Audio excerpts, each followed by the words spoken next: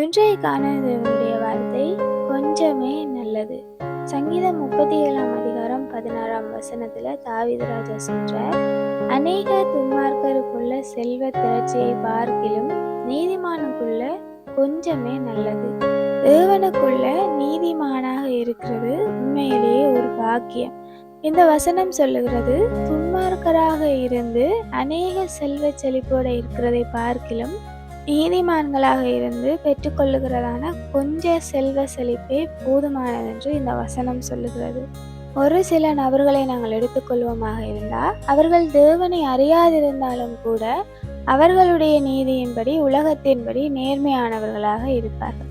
ஒரு சிலரை நாங்கள் எடுத்துக்கொள்வோமாக இருந்தால், தேவனை அறியாதிருந்தும் அவர்களுடைய வழிகள் துன்மார்க்கமான பாதையில் போய்கொண்டிருக்கும்.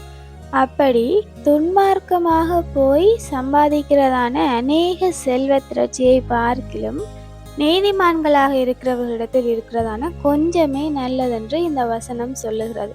உண்மையில் இது செல்வ திரட்சியை மாத்திரம் சொல்லவில்லை. எதுவாக இருந்தாலுமே தேவனுக்குள்ள இருக்கிறவர்களுக்கு தேவன் எதை கொடுக்கிறாரோ அதுவே நல்லதென்று இந்த வசனத்தினூடாக நாங்கள் எடுத்துக்கொள்ளலாம்.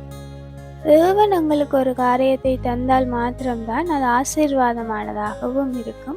ஏன்னா தேவன் ஒரு காரியத்தை எங்களுக்கு கொடுப்பாராக இருந்தால் அதோடு கூட அவர் வேதனையை கூட்ட மாட்டார்.